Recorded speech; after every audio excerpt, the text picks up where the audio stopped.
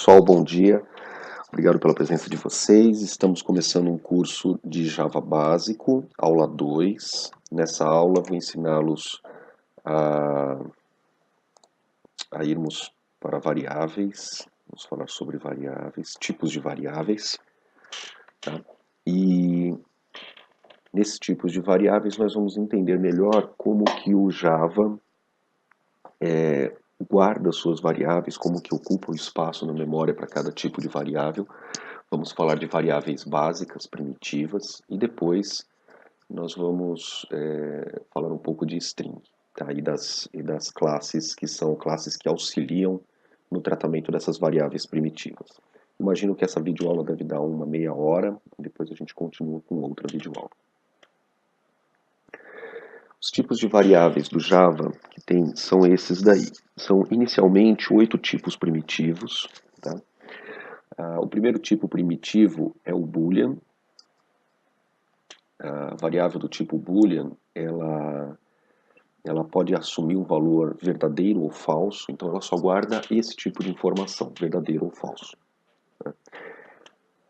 Efetivamente, para guardar esse tipo de informação, a gente não precisa de muito espaço na memória. A gente só precisa utilizar um bit. O bit, ele é semelhante a uma chave, como se fosse um interruptor de parede, só que ele é bem minúsculo. E a memória ela não funciona de maneira física, né? Não é que há um interruptor que é desligado ou ligado. Na memória, esse interruptor ele funciona de maneira eletromagnética. Então, na memória tem um pedacinho, um elemento que é magnetizado. Esse elemento magnetizado, ele permite que na hora que ele estiver magnetizado, ele guarda uma informação positiva. Na hora que ele não estiver magnetizado, guarda informação falsa, né? Porque ele não há magnetização nele. Então, o bit ele pode guardar falso ou verdadeiro, tudo bem? Existe um wrapper class chamado Boolean, depois a gente vai falar sobre elas. Então, para a variável primitiva Boolean, que começa com B minúsculo, tem o wrapper class Boolean com B maiúsculo, tá bom? Há um outro tipo de variável chamada byte, que ela guarda apenas 8 bits de memória. Ela guarda um número inteiro e para isso utiliza 8 chavinhas. Tá? Para vocês fazerem uma conta simples, vou incentivá-los a pegarem a calculadora. No sistema binário, para quanto mais chavinhas a gente tem, mais informações a gente pode guardar.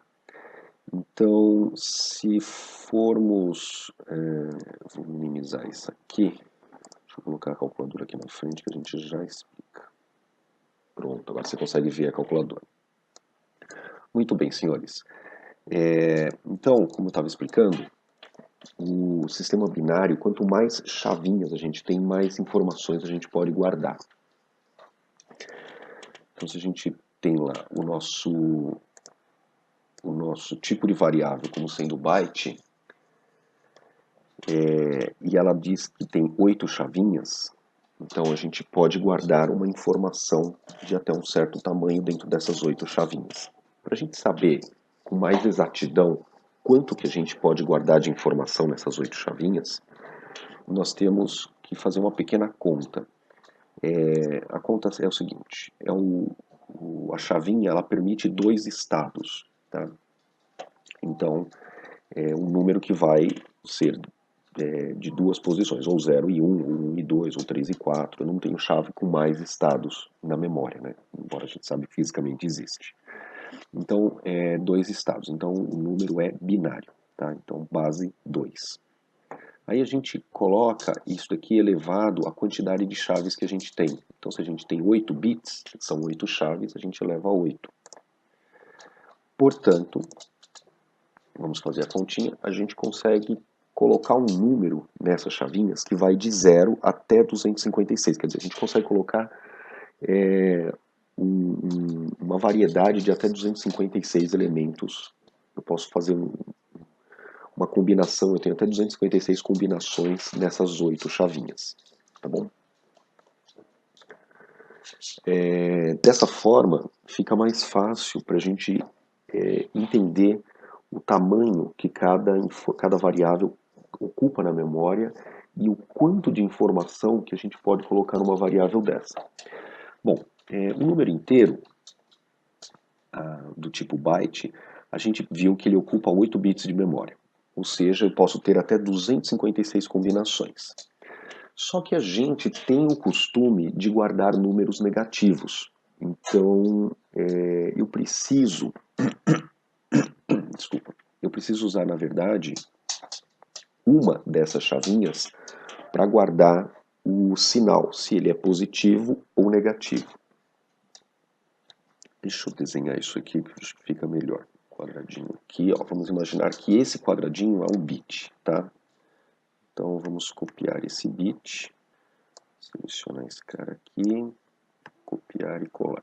Então vamos ter um bit aqui, ó, outro bit, outro bit, outro bit. Opa, deixa eu alinhar direitinho. Mais um bitzinho, deixa eu pegar um bitzinho aqui, 8, tá? Então, com esses 8 bits, a gente pode guardar qualquer combinação de até 256 números, né? até 256 combinações. Como que é possível guardar essas combinações? Esses bitzinhos, eles estão como sendo... cada casinha desses bitzinhos pode assumir uma possibilidade de 0, 1, verdadeiro ou falso. Tá? Vou salvar isso aqui como bits. Vou botar aqui como bits.png, porque a gente possivelmente vai precisar usar eles. Então, se a gente for guardar o número 0, por exemplo, nós podemos encher todos esses bitzinhos com o valor 0. Então, esses bits eles não podem também assumir muitos valores, apenas o valor 0 ou o valor 1. Né? Ou seja, o valor 0 quer dizer que não tem corrente elétrica nesse bit, o valor 1 quer dizer que tem corrente elétrica nesse bit. Então, podemos botar o 0.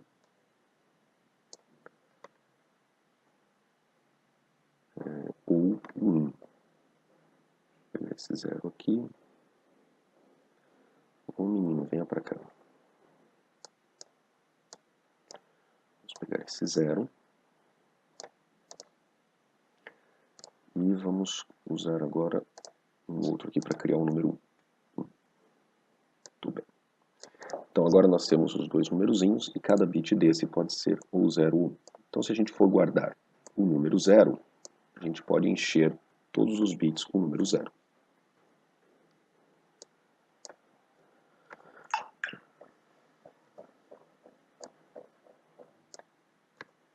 Então vamos colocar 0 em todos os bits. Tá? Pronto, a gente pode dizer que esses zeros aqui, quando todos os bits estiverem 0, corresponde ao número 0. Tá? E se a gente quiser gravar o número 1, então a gente pode pegar os bits daqui e podemos dizer que com essa única chavinha ligada, a gente diz que agora é o número 1. Tá bom? Se a gente quiser guardar o número 2, nós podemos dizer que com essa chavinha desligada, e com essa outra ligada, vou matar essa daqui, deixa eu matar essa daqui, e pego essa chavinha e coloco aqui. Então, com esta chavinha ligada e todas as outras desligadas, podemos dizer que é o número 1. Na verdade, há uma forma da gente calcular quais seriam as chavinhas ligadas e desligadas para colocar qualquer número entre 0 e 255 aí dentro dessa grade de bits. Então, por exemplo, cada uma dessas chavinhas ela tem um peso. O peso dessa daqui é 2 elevado a 0. Então, o peso dessa chavinha é 2 elevado a 0. Tem 0 aqui, mas vamos deixar assim mais ou menos. Não, deixa eu ver se tem. Vou fazer um menorzinho aqui. Todas essas chavinhas é 2, cada uma dessas chavinhas é 2 elevado a alguma coisa.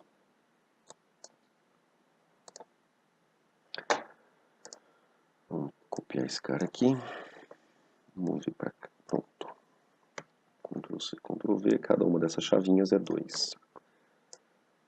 Que é 2 elevado a alguma coisa. Então a gente vai ter o 2 elevado a 0, 2 elevado a 1, 2 elevado a 2, 2 elevado a 3, 2 elevado a 4 e assim por diante. Vou brincar aqui mais um pouquinho. Pronto. Cada uma dessas chavinhas é elevado a um número, que nem eu falei, né? Vamos mostrar aqui mais um númerozinho. É o número 1. Só que vamos diminuir o tamanho desse número para algo bem pequenininho, para ficar mostrando que é um elevado. E agora a gente seleciona esse cara aqui, copia, move para cá, você copiar. Então, desculpa, esse aqui é o 2 a 1, esse é o 2 a 1. Esse aqui é o 2 a 0, 2 a 0. Esse aqui é o 2 elevado a 2. E esse aqui é o 2 elevado a 3. Esse aqui é o 2 elevado a 4. Este aqui é o 2 elevado a 5. Este aqui é o 2 elevado a 6. Este é o 2 elevado a 7. Tá bom? Bom, dessa forma, cada uma dessas chavinhas tem um peso. 2 elevado a 0, a gente sabe que é 1. Então, o peso dessa caixinha aqui é 1. 2 elevado a 2, a gente sabe que é 2. 2 elevado a 1, a gente sabe que é 2. 2 elevado a 2, a gente sabe que é 4. 2 elevado a 3 é 8. 2 elevado a 4 é 16. 2 elevado a 5 é 32. 2 elevado a 6 é 64. E 2 elevado a 7 é 128. Então, se a gente quiser guardar um número, por exemplo... usa acento circunflexo para colocar o elevado. Bom, já foi, dei um jeito aqui. Se a gente quiser colocar um número dentro dessas casinhas, por exemplo, vamos chutar um número aí. Digita um número aí no chat para que eu possa ver o número que vocês querem. Escolhe um número que vai entre 0 e 255. Tá? Número qualquer, entre 0 e 255.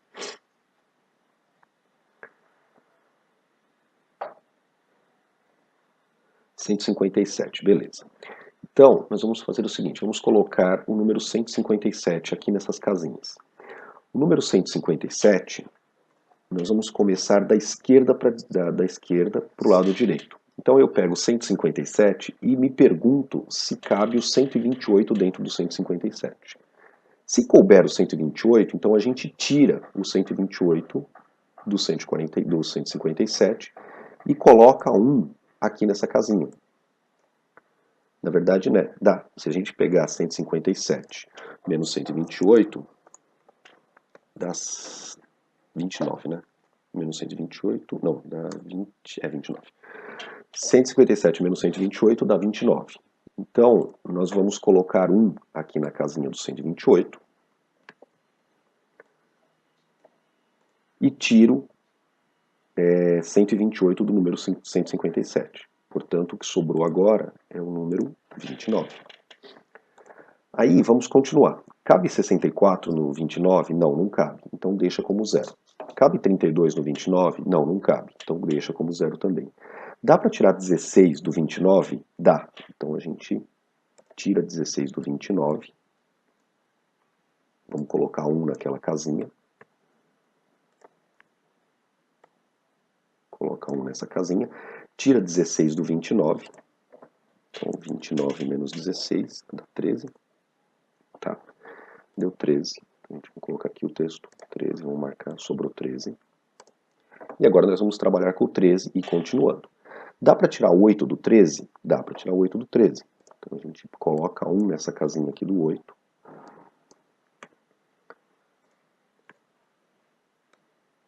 Coloca 1 na casinha do 8. E tira 8 do 13. Tirando 8 do 13, nem vamos precisar da calculadora, a gente sabe que dá 5. Sobrou 5. Dá para tirar 4 do número 5? Dá para tirar 4 do número 5. Então a gente tira 4 do número 5. Vou tirar esses outros aqui. Tira 4 do número 5, coloca 1 nessa casinha.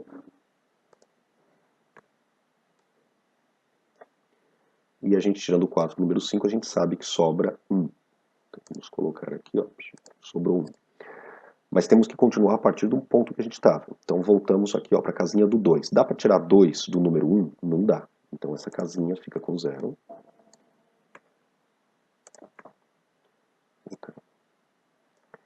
E, por último, dá para tirar 1 do número 1? Dá para tirar 1 do número 1. Então a gente tira 1 do número 1, coloca 1 aqui, né? Ativa essa casinha e tira 1 do número 1. E a sobra de tudo isso fica sendo 0. Então nós pegamos aquele número 157 e distribuímos aqui nos bits. Dessa forma, dá para você pegar qualquer número entre 0 e 255 e distribuí-lo em bits aqui. Ah, mas se eu tiver 16 bits, 32 bits, 64 bits, na verdade você só vai ter mais casinhas, né? O processo é o mesmo. Tá? Cada casinha tem um peso diferente, e aí você definindo a casinha como verdadeiro, tendo 1 ou 0, a gente vai conseguindo colocar as partes do número dentro das casinhas. Então dessa forma a gente consegue colocar qualquer número entre 0 e 255 nessas casinhas. Só que eu fiz toda essa brincadeira para mostrar para vocês que na verdade a gente usa 8 bits, né?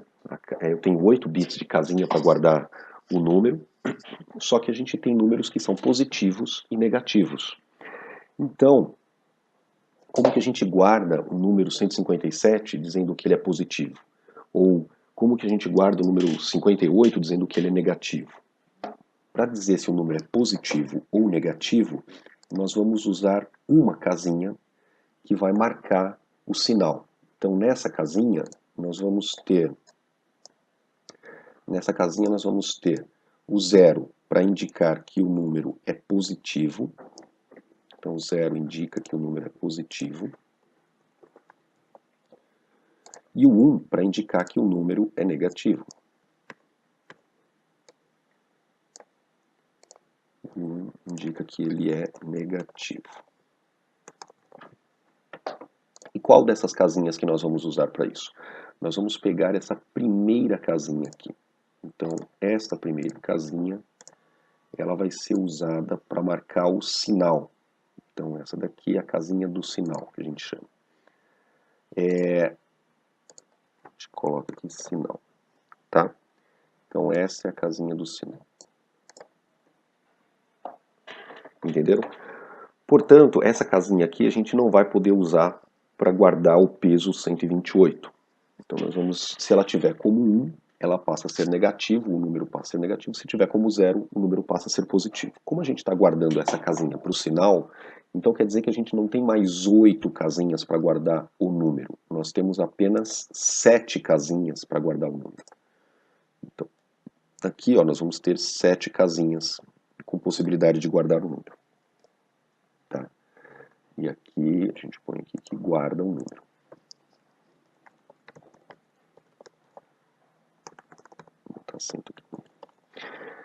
Tá bom? Então, essas 7 a gente guarda o número e uma a gente guarda o sinal se é positivo ou negativo. Portanto, como eu não tenho mais 8 casinhas, eu posso guardar um número, mas esse número não vai mais de 0 até 255. Ele vai de 0 até 2, que a gente tinha feito essa conta, né? Elevado a 7. 2 elevado a 7 é 128. Então eu posso guardar um número que vai entre 0 e 128, tá? De forma positiva ou negativa. Então eu posso guardar de 0 a 128, de 0 a 128 não, de 0 a 127 como positivo ou de 0 a 127 como negativo. Como eu tenho 0 para os dois casos, um dos zeros, né, a gente usa para guardar o 128. Então ele guarda de menos 127 até 128, de menos 127 até 0 ou de 0 até 128, tá? E um dos bits eu uso para determinar se ele é positivo ou negativo. Bem? Então esse é o byte, 8 bits. Os outros é o mesmo princípio, a gente só, na verdade, só vai mudar a quantidade de casinhas que vai ter para guardar. Por exemplo, o número short, ele é um número pequeno, tá? Que ocupa 16 bits de memória, ou seja, desses 16 bits, um bit vai para o sinal, determinando o sinal, portanto eu tenho 15 bits para guardar o número. Então a gente vê aqui, ó, 2, elevado a 15, e nós vamos ver que dá 32.768, tá bom? Então eu posso guardar com um número short em qualquer número que vai entre 0 a 32.768 negativo ou 0 a 32.768 positivo, tá? E o número int? O número int é um número maior, ele tem 32 bits. Na verdade, esse int e esse long, eles variam de acordo com a plataforma. Se a gente estiver rodando Java 32 bits, então o número int terá 32 bits. Se a gente estiver executando Java na sua versão 64 bits, então o número int terá 64 bits de espaço. E o long, ele é o dobro do número int. Então, se ele estiver rodando 32 bits, o long vai ser 64. Se o número int estiver usando 64 bits, o long vai ser 128 bits. Tá bom? Então, vamos ver aqui. Com 32 bits, o que dá para a gente guardar? A gente pode guardar até este número aqui, 4 bilhões e alguma coisa. Então eu posso guardar, desculpa, não é 32 bits, lamento, desculpa. É 2 elevado a 31 bits, porque um bit vai para sinal. Então eu posso guardar do número menos 2 bilhões 147 alguma coisa até mais 2 bilhões 147 mil alguma coisa. Tá bom?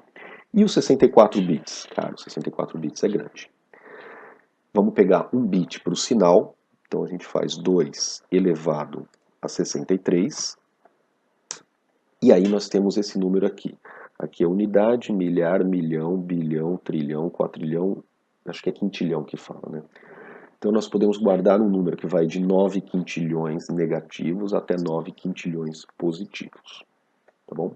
Isso se for 64 bits. 128 bits é muito número para pensar, tá?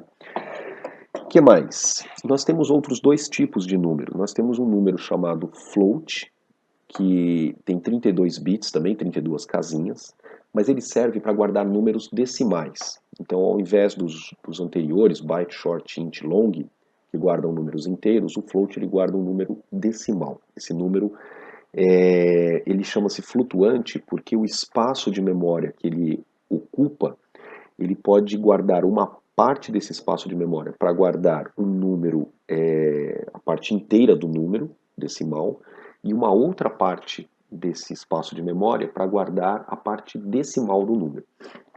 Só para você ter ideia, o número decimal a gente pode guardar da seguinte forma. Imagina assim, 3,57 para a gente guardar.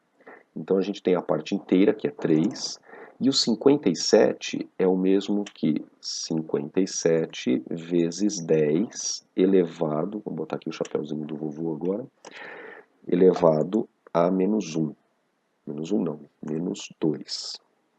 Tá? Então é 57 vezes 10 elevado a menos 2.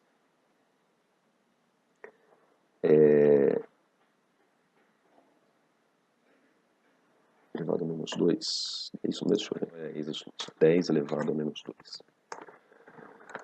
Tá? Então, dessa forma, ele pode guardar a parte decimal do número, guardando esses números aqui, 57, e esse daqui, a quantidade que está sendo elevado, e a parte inteira do número, guardando 3. Tá? Aí ele ocupa aquelas casinhas lá para guardar essa parte do número. Também posso guardar número positivo e negativo. Então, uma das casinhas vai para guardar o número 10 mais 3, 10 mais 3, não é mais, é vezes, né? 3 vezes 10 elevado a menos 2, isso. Ele pode guardar a parte decimal, tanto positivo quanto negativo, tá? Desculpa.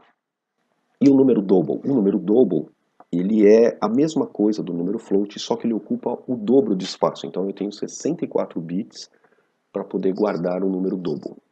3 mais 57 vezes 10 elevado a menos 2. Isso daí acho que fica melhor. Obrigado. 3 mais 57 vezes 10 elevado a menos 2. Isso, fica mais bonitinho assim. Então dá para guardar. Guardando este número e este número, a gente consegue colocar qualquer número decimal na memória. Tá? Bom, por último, nós temos o cara chamado char. O char ele serve para guardar um caractere. Tá? Os caracteres eles são guardados utilizando um código para cada letrinha que a gente conhece. Se vocês olharem no dia a dia, nós temos aí 26 letras no nosso alfabeto, tá? 26 letras. As letras maiúsculas e minúsculas, elas são diferentes umas das outras, tá? A letra A maiúscula, ela é um caractere, a A minúscula, ela é outro caractere. Então, a gente, na verdade, são 26 letras mais 26 letras minúsculas. Então, nós temos aí 52 letras, tá? Se a gente somar também espaço, enter, carinha feliz, os caracteres aí de maior, menor, sinal de mais, sinal de menos, cifrão, essas coisas, a gente poderia botar aí mais 50 caracteres. Então nós teríamos aí 100 caracteres conhecidos. Tá? Esses caracteres, com eles a gente consegue escrever o texto que a gente precisar aqui. E para guardar esses caracteres na memória, nós temos um pequeno problema, porque o computador ele não guarda caracteres, ele só guarda números. E a gente já viu que os números que o computador guarda, eles são apenas binários, ele só guarda chavinhas ligadas e desligadas. Então esses caracteres, a gente precisa transformá-los em números antes de guardar na memória.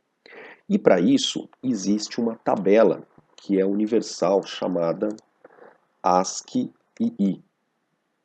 É American Standard Code for Interchange, Identification Interchange, deixa eu ver se...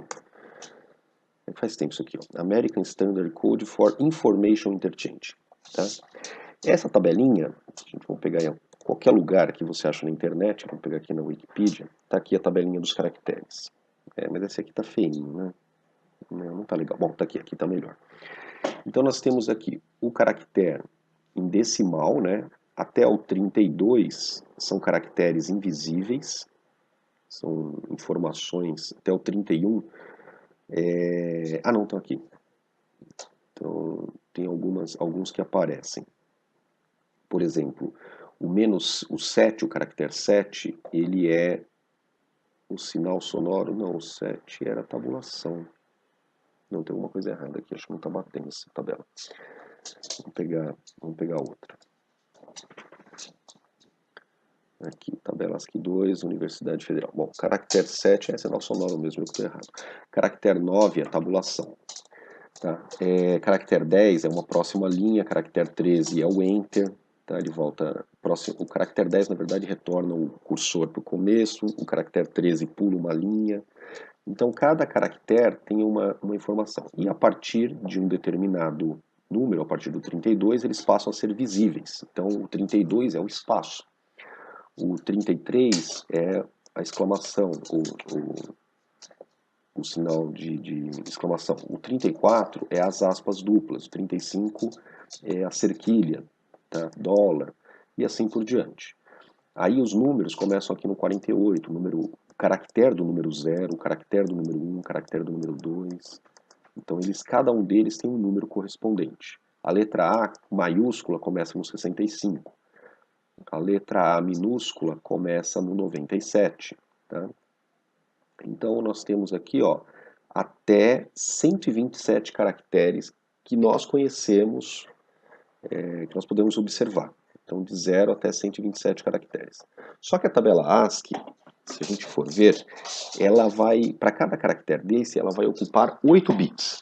E normalmente a gente não tem A negativo, B negativo, nós temos apenas o caractere e ele é sempre positivo. Então eu posso usar esses 8 bits para guardar caracteres. Portanto, a tabela ASCII 2, ASCII completa, ela tem até 255 caracteres. A gente pode guardar, 256 caracteres. A gente pode guardar um código que vai entre 0 e 255. Então a gente pode ter uma tabela com até 256 caracteres. Acho que deu erro aqui. Putz, caiu a internet. Vamos pegar um aqui. 126. Nossa, meu, eu quero a tabela completa, caramba. Não tem a tabela completa.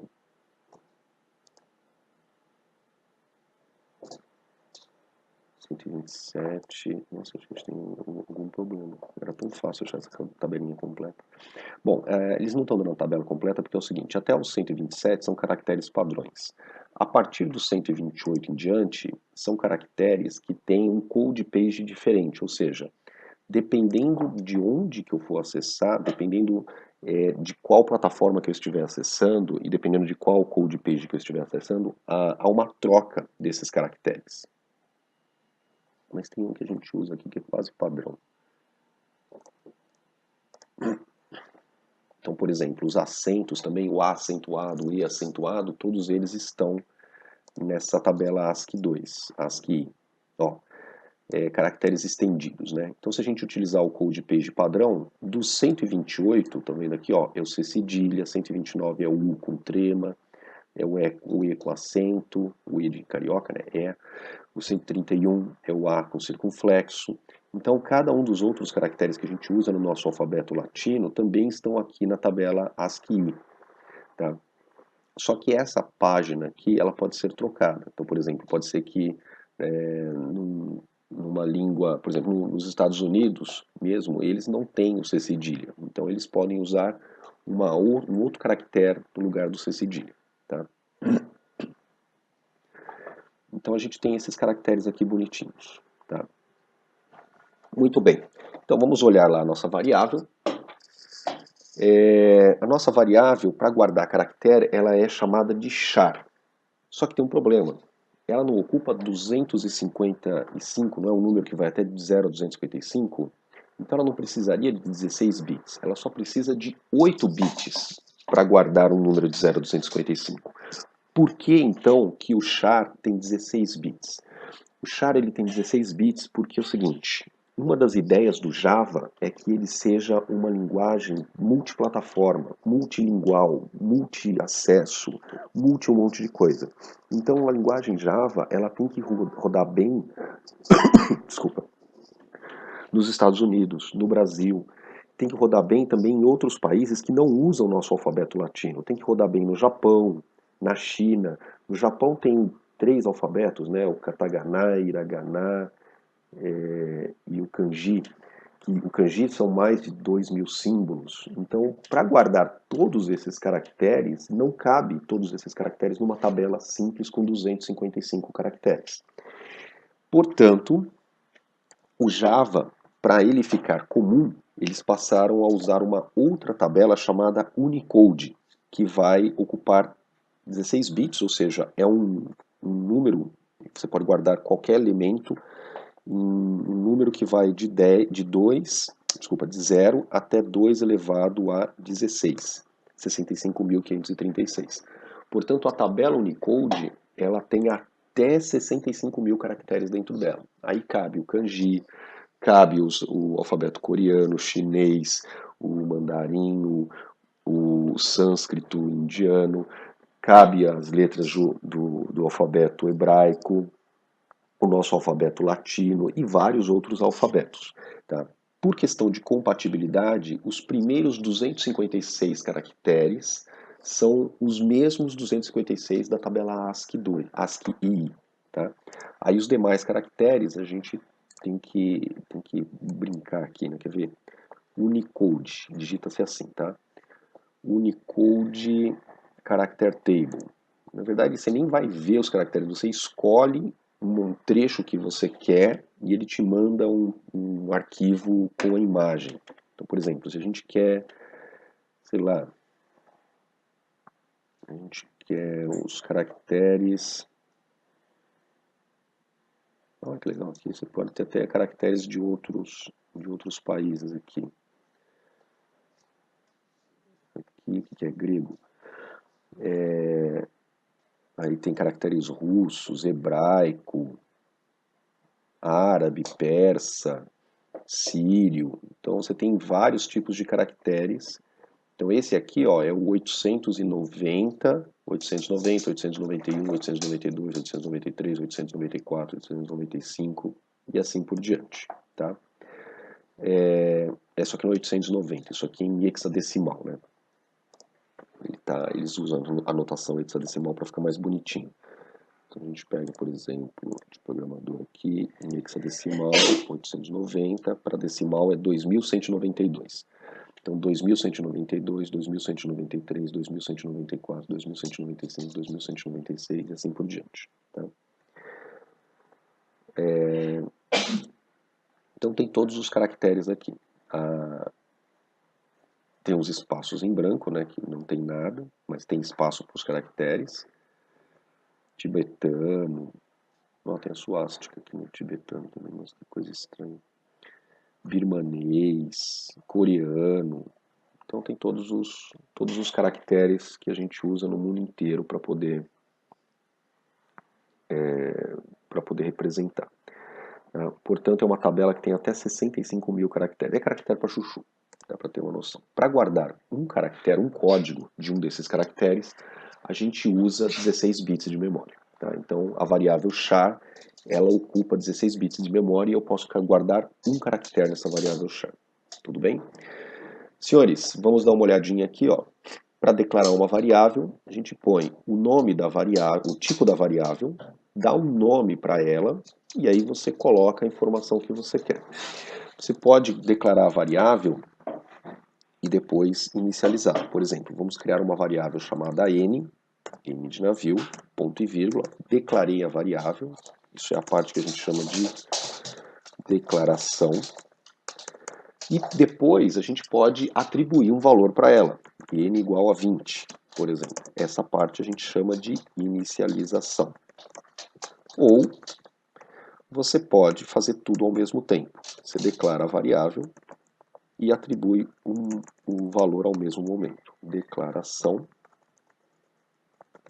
e inicialização. Tá? Esse processo para declarar as variáveis é um processo importante. Tá? O Java é uma linguagem fortemente tipada, então toda variável que você vai usar ela precisa ser declarada, eu preciso dizer qual é o tipo dela, e não posso mudar esse tipo ao longo da codificação. Tá? Por que a gente tem tantas variáveis no Java? Porque cada tipo de variável ela guarda um certo tamanho, um número com um determinado tamanho. Então, por exemplo, se a gente precisar, por algum motivo, guardar a quantidade de pessoas que há na face da Terra, não cabe numa variável do tamanho byte, porque o tamanho byte só vai até 255 e a gente tem mais de 7 bilhões na Terra. Não cabe numa variável short, tá? Mas também não cabe numa variável int, porque a variável int, se for 32 bits, ela só vai de menos 2 bilhões, que a gente viu, né, 2 bilhões e alguma coisa, até mais 2 bilhões, então também não cabe. Então teríamos que usar uma variável long para guardar, se a gente estivesse falando de população na face da Terra. Agora, se eu estiver falando, por exemplo, da quantidade de pontos na minha carteira de motorista, eu não sou um mau motorista, mas eu não sou tão mau assim. Então, possivelmente, eu não tenho mais do que 100 pontos ali na minha carteira. Uma variável byte é suficiente para guardar esse tipo de informação. Tá? Então, na hora que você for programar, você irá decidir qual tipo de variável você irá guardar para cada tipo de informação. Então, se a gente precisar guardar um número muito grande, vamos pegar uma variável long ou uma variável double, se esse número for decimal. Se a gente precisar de um número pequenininho, se for inteiro, vamos procurar uma variável byte ou uma variável short para isso. Tá? Existe também a variável do tipo string, mas string, você está vendo, o primeiro a letra é maiúscula, portanto string não é um tipo que a gente chama de primitivo. Tá? Todas essas variáveis primitivas elas começam com letra minúscula. O string ela começa com S e não é um tipo primitivo, é uma classe, é um tipo definido. Né? Em algum momento alguém disse que o string vai ser dessa forma, e aí definiu o string. Essas variáveis elas são primitivas e já vêm nativas na linguagem Java. Então a gente pode declarar uma variável, que você declara ela. A partir do momento que você declarou, você pode utilizá-la. Tá? você só pode consultar o valor de uma variável depois que você inicializou ela. Antes de inicializar, por exemplo, se aqui eu tentar mostrar o valor de n, ele vai dar uma mensagem de erro. Ele vai dizer que a variável n, erro, pois a variável n não foi inicializada. Tá? Eu não posso consultar o valor de algo que eu não disse quanto é. Se a gente colocar essa informação aqui, ele vai mostrar o valor de n na tela, que é o valor 20. Entenderam? Então, aqui daria erro, aqui ele deixa numa boa, porque eu já inicializei a variável. O que mais? Variáveis do tipo string. Variável do tipo string ela pode guardar uma cadeia de caracteres. Tá? Variáveis do tipo char. Vamos declarar uma variável do tipo char. Variável do tipo char. A gente pode guardar, vamos criar uma variável chamada C, e vamos guardar a letra A nessa variável. Então, a variável do tipo char, ela pode guardar uma letrinha. Perceba que o char, quando a gente vai falar de um caractere apenas, a gente usa aspas simples. Tá? Quando nós formos falar de mais do que um caractere, nós vamos utilizar aspas duplas. Então, nós temos aqui variável do tipo char, A, e vamos criar uma string S, chamar de S, e vai guardar só a letra A. Só que aqui, ó, eu estou usando aspas duplas, porque a string ela não é apenas um caractere. A string ela pode conter uma sequência de caracteres, tá? E não apenas um caractere. Então, a string, quando a gente estiver falando de cadeia de caracteres, a gente usa aspas duplas. Quando estivermos falando apenas de um caractere, a gente fala do char. Posso guardar 2 caracteres numa variável char? Não. Cada variável char guarda apenas um caractere. Tá? E tem caracteres especiais que a gente pode usar. Por exemplo, eu quero guardar o enter. Como é que a gente faz para guardar o enter? Não dá para bater enter aqui, senão ele vai fazer essa meleca aqui. Então, ao invés de guardar o enter assim, a gente usa o barra n para representar o enter. A barra invertida, quando ela é usada dentro da aspas simples ou da aspas duplas, ela assume um valor que é como se fosse uma espécie de comando. Tá? Então, por exemplo, se a gente quiser guardar o enter, nós vamos colocar barra n. Se eu quiser guardar uma tabulação, ó, não dá para guardar uma tabulação usando o caractere. Então a gente usa o barra t. Se a gente quiser guardar um caractere especial, vamos ver naquela tabelinha ASCII 2, ASCII I. Ó, vamos pegar, por exemplo, se eu quero guardar esse caractere especial aqui, a gente usa o barra U de uva. Então, barra U de uva, o número desse caractere é 1B8A. E é exatamente com a notação hexadecimal que a gente põe. Tá? Então, a gente põe barra U de uva e a notação 1B... Nossa, eu estou mal de memória. 1B, qual que era esse aqui? 1B8A. Então, o caractere 1B8A. Tá? Barra 1B8A. Essa variável vai ser aquele caractere bonitinho lá da tabela Unicode que a gente quis. Tá bom? Então, dessa forma, a gente consegue guardar qualquer caractere dentro de uma variável do tipo char. E na string eu posso guardar quantos caracteres forem necessários, não apenas um caractere. E a variável char guarda apenas um caractere. O que mais? Cada uma dessas variáveis primitivas tem um carinha que auxilia elas, que é chamado de wrapper class. Por exemplo, a boolean tem um wrapper class chamado boolean, com B maiúsculo. O byte tem um wrapper class chamado byte. Todos eles têm o mesmo nome do tipo primitivo, só que com a primeira letra em maiúscula, com exceção do int, que o wrapper class chama-se integer, e do caractere, que o wrapper class chama-se character. Tá? Essas classes wrapper class, essas classes wrappers, elas têm uma série de funções. Voltando aqui, ó, cada uma das variáveis primitivas, elas têm um wrapper class que ajuda. O int, o nome é diferente, né? A variável chama-se int, mas o wrapper class chama-se integer com i maiúsculo. E o char também com nome diferente, character, ao invés de char, tá? A única diferença nas outras é o nome como o wrapper class é classe, ela tem a primeira letra em maiúsculo. Cada uma dessas wrapper class tem funções que auxiliam para trabalhar com essa variável primitiva. Por exemplo, a variável int, a gente pode considerar, a gente pode usar um wrapper class chamado integer para me dar alguma ajuda para trabalhar com variáveis int. Por exemplo, se a gente quiser transformar um texto, em um número inteiro, nós temos que usar um wrapper class para fazer essa transformação. Então, por exemplo, nesse código aqui, ó, eu vou apagar o restante, tá? Nesse código aqui, vamos imaginar que temos uma variável chamada s contendo o texto 1, 2, 3. Aí nós vamos fazer uma transformação para colocar o valor desse texto aqui dentro da variável int. Se a gente fizer apenas isso, dizendo que eu vou pegar o que está em S e colocar no valor, não vai funcionar. O Java ele vai te avisar falando, olha, esse tipo aqui é string e esse tipo de variável é int.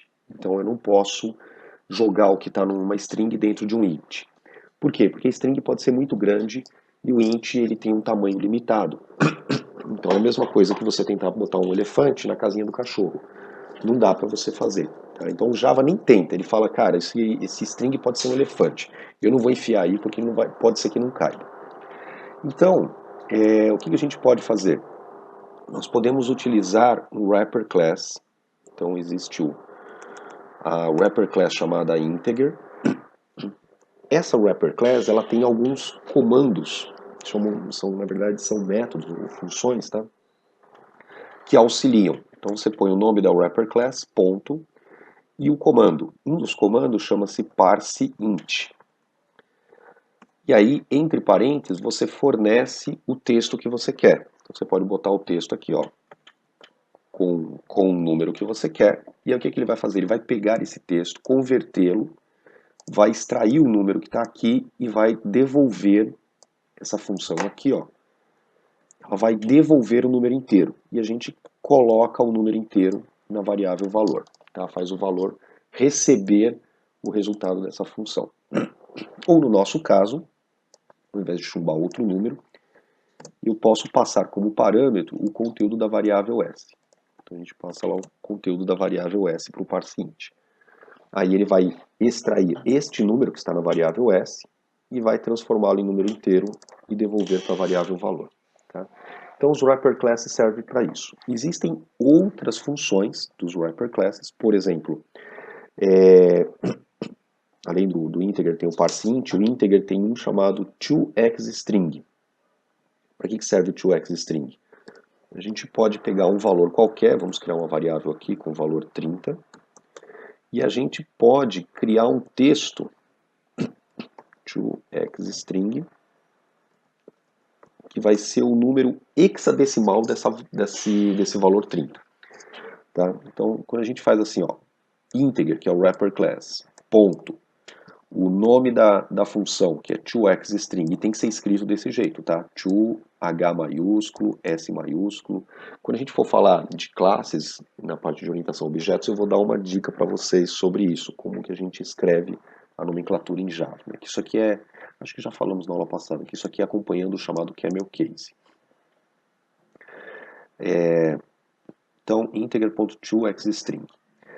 A gente pode botar um número qualquer aqui dentro, né? 127. Ou a gente pode colocar um valor, uma variável, e essa variável vai ser analisada, né? E o resultado desse toXstring vai ser este número em hexadecimal. 30 em hexadecimal é 16 mais 14. Então 16 é F vai 1 para cá, então é 1. E o 14, F é 15, né? F é 15 e o 14 é E. Então deve ser 1E. Para a gente confirmar, vamos lá na calculadora. 30 em decimal. 30 em decimal corresponde a 1E em hexadecimal. Tá? E aí, retornou esse 1E, o que a gente faz com ele? A gente pode fazer um monte de coisa. A gente pode colocar isso aqui na tela. Então, system out println, e vamos colocar este valor aí na tela. Então ele vai transformar o 30 para o texto 1E e a gente joga esse texto na tela. A gente também pode guardar isso num texto. Vamos chamar aqui texto,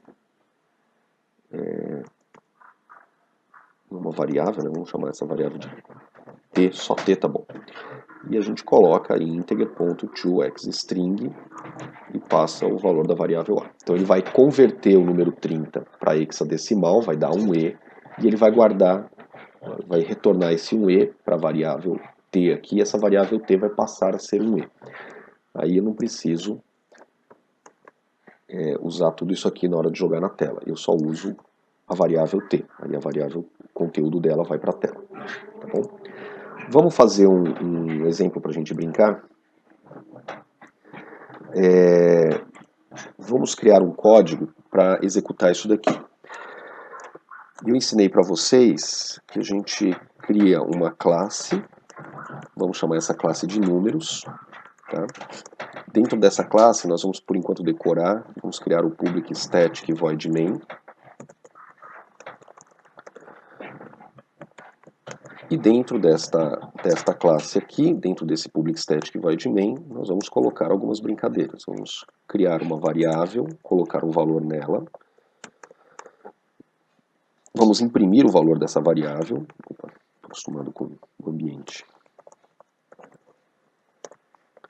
Vamos imprimir o valor da variável.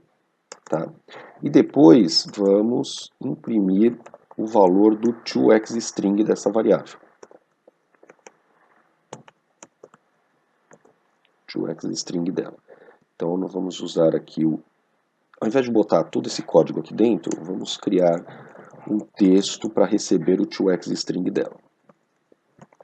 toXstring. A gente chama o integer, que é o wrapper, .toXstring, passa o valor da variável a, né?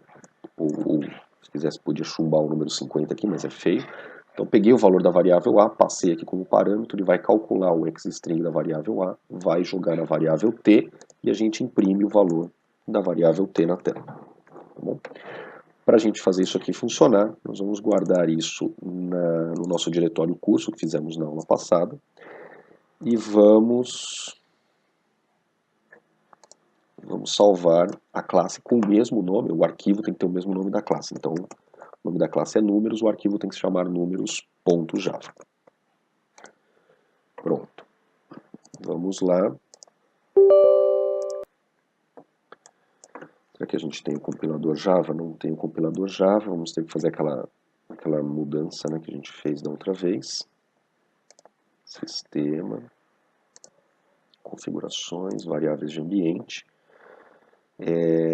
A gente pode mexer nesse path aqui, mas não é uma boa, não fico incentivando vocês a mexerem nesse path, porque pode dar problema, tá?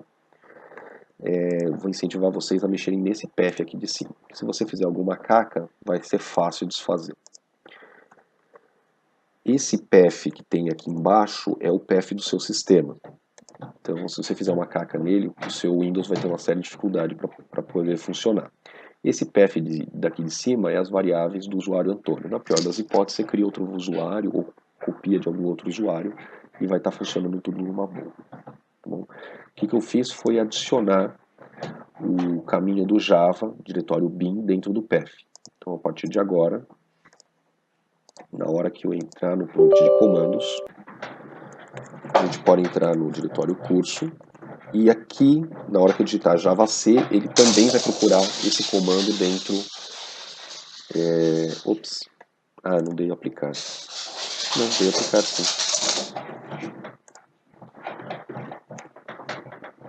Peraí.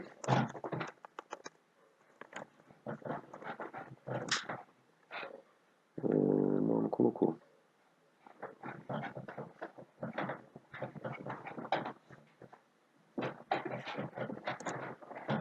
Ah, tá, eu não dei o aplicar. Tô ok, agora sim. Vamos Vamos lá. Tela de comando. Java C. Pronto, agora o Java C executa. Então a gente vai lá, Java C, limpar a tela aqui, Java C números, ponto Java, compilou, se tudo deu certo, não mostra nenhum erro, e Java números para executar. 50 e 32. O que é 32? 32 é o 50 em hexadecimal. Se você botar aqui 50 na calculadora, ele mostra 32. Mas 50 é feio, né? Vamos botar um número mais legal. Vamos botar 243. Ó, aparecer F3. Vamos mudar aqui para 243. 243. E aí a gente compila e executa. Olha, mostra F3 aqui na tela. Ah, vocês não estão vendo? Estão vendo, estão vendo. Senhores, vou dar um exercício para vocês fazerem. Vamos fazer um programa que peça... faça um programa que peça para o usuário digitar um número e mostre o resultado. Mostre o valor deste número em hexadecimal, tá bom? Vou deixar esse exercício, na próxima aula a gente corrige ele, tá? Vamos dar um intervalo para vocês, não, já são 10h15, né? Já deu uma hora de aula. Vamos deixar esse exercício aqui, na próxima videoaula a gente corrige. Tudo bem, senhores? Alguma dúvida? Vamos lá. Muitos erros de programação ocorrem devido a falhas na declaração de variáveis. Isso é um fato, tá?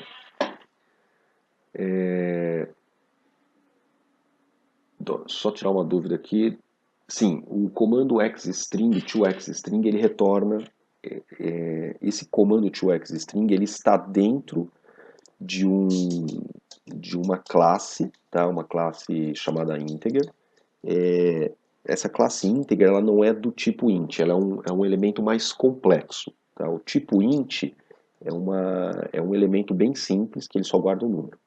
Uma classe é um elemento mais complexo, pode guardar várias informações e vários códigos, né, de comportamentos, que a gente chama. Então essa classe íntegra, ela pode guardar comportamentos que retornam texto, comportamentos que retornam números, ela não fica presa, não é porque ela se chama integer que ela está presa no tipo primitivo int. Tá? Então essa classe integer, ela tem um comportamento chamado toXstring, que recebe um número e retorna um texto. Isso é normal, né? A gente, conforme mais adiante, nós vamos falar de classes e orientação a objetos, e vocês vão ver que tem várias classes que podem guardar vários tipos de comportamentos que retornam diversos tipos de informações. Tá? Essa dúvida é muito boa. Um problema que existe é falhas nas declarações de variáveis.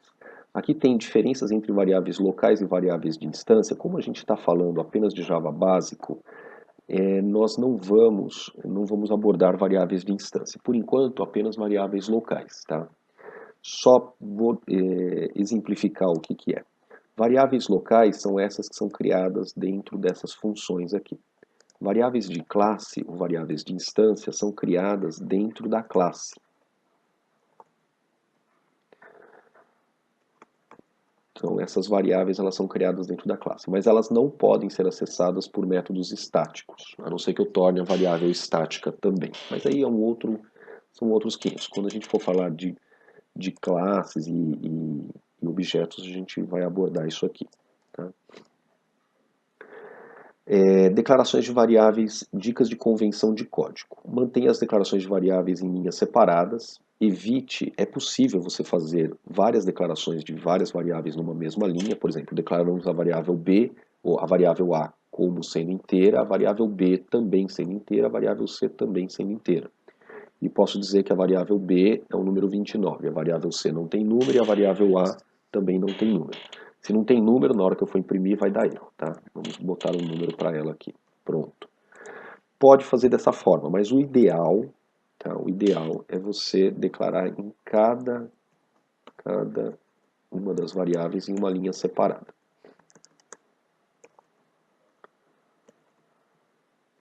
Bom, e separando, terminando por ponto e vírgula aqui. Tá? Isso é mais elegante e evita erros de programação. É claro que a gente tem um programa aqui de não dá 10 linhas de código, isso aqui não é tão problemático, mas quando formos criar softwares maiores, isso daqui se tornará um problema. O que mais? Faça as declarações no começo do bloco de código, também muito boa dica. Se a gente vai usar uma variável aqui embaixo, digamos que a gente vai precisar da variável D contendo o valor 50. E eu vou imprimir essa variável aqui embaixo. Caramba, vou copiar esse cara aqui. Vamos imprimir o valor de D. Tá vendo? O D não está declarado. Eu não posso simplesmente botar um valor nele e sair usando. Eu tenho que dizer o tipo dele. Então a gente põe int aqui. Pode fazer dessa forma? Pode. Não vai estar errado, vai compilar e funcionar sem problema. Mas é importante você lembrar que todas as variáveis elas têm que ser declaradas aqui em cima. Então move essa declaração lá para cima, tá? E aí o seu programa fica mais elegante. Na hora que eu ficar procurando sobre variáveis, eu sei que elas estão mais em cima do meu código. Declaração de variáveis estão mais em cima. E o uso delas estão mais embaixo. Então, por exemplo, você está mexendo num código lá com muitas mil linhas de código. Aí você acha uma variável chamada j. Puxa, onde que será que está a declaração da variável j? Você vai lá em cima do código, você já sabe que está por ali. Então, você não precisa ficar procurando em todo o código. É uma dica de convenção que agiliza muito o processo. Não crie variáveis com o mesmo nome de variáveis de instância ou variáveis de classe, isso por enquanto não esquente a cabeça. Tá? Regras de ouro. Todo código Java tem que ser escrito em minúsculo, então todos os comandos são minúsculos, com exceções. Primeira exceção, a primeira letra do nome das classes, ela tem a letra E maiúscula. Tá? Outra exceção, existe sempre uma forma de você escrever as palavras. Eu não lembro se a gente falou isso na aula passada, mas a gente pode escrever uma variável chamada soma números. Só que bater o nome nesse tipo de variável soma números, ela é difícil de entender bem o que está escrito, né? Ainda mais se for soma números, ou melhor, soma totais, não, soma vendas, mês corrente. Pronto, soma vendas do mês corrente. Batendo o olho nessa variável aqui desse jeito, fica difícil identificar para que ela serve. Então, uma forma de a gente evitar criar nomes assim, que ficam difíceis de ler e gastam muito tempo para serem analisados, é colocando o underscore para separar as palavras da variável. Você não pode usar espaço, tá? Tem que usar underscore. Só que o underscore em algumas plataformas é uma tecla muito difícil de digitar. Então, os programadores preferiram utilizar, ao invés de usar o underscore, eles usam uma técnica chamada camel case. A primeira letra das próximas palavras, ela é colocada em maiúsculo. Dessa forma, você consegue bater o olho no que está escrito e entender a palavra sem precisar colocar os underscores, tá? E sem deixar todo aquele monte de palavra junta, feia, do jeito que estava antes. Então, na teoria, tudo é minúsculo, tá? Com exceção das primeiras letras das próximas palavras, quando compõem um nome assim, que elas são chamadas, são as primeiras letras das próximas palavras compostas, né? E isso aqui chama-se camel case. Camel case. Tá? Ou nomes de classes que a primeira letra é maiúsculo. Depois também tem constantes e algumas outras coisas que a gente vai utilizar que também usam letras maiúsculas. Mas a regra de ouro é essa daí. Tudo é minúsculo, com exceção do nome das classes, que a primeira letra é maiúscula, e as primeiras letras das próximas palavras de nomes compostos por causa do camel case. Tá bom? Aqui, ó. ToXString. Se a gente fosse botar tudo na mesma salada, ficaria uma palavra desse jeito. Aí eles escreveram o X em H maiúsculo e o string em X, em S maiúsculo. Tá? Então fica tudo bonitinho. O to começa com letra minúscula, porque isso aqui não é o nome de uma classe, tá? É o nome de uma função, o nome de um código que vai ser acionado por eles. Por isso ele começa com letra minúscula. Nome de variável também começa com letra minúscula. Só nome de classe, system, string, integer, que começam com letra maiúscula. Tá bom? Dúvidas, meninos? Agora sim. Agora fechamos o conteúdo aí. Dúvidas sobre variáveis? Então, beleza, meninos. A gente se vê então na próxima semana. Na próxima semana nós vamos falar de operadores, tá? Vejo vocês lá e façam esse exercíciozinho para testar, tá bom? E a gente corrige na próxima aula.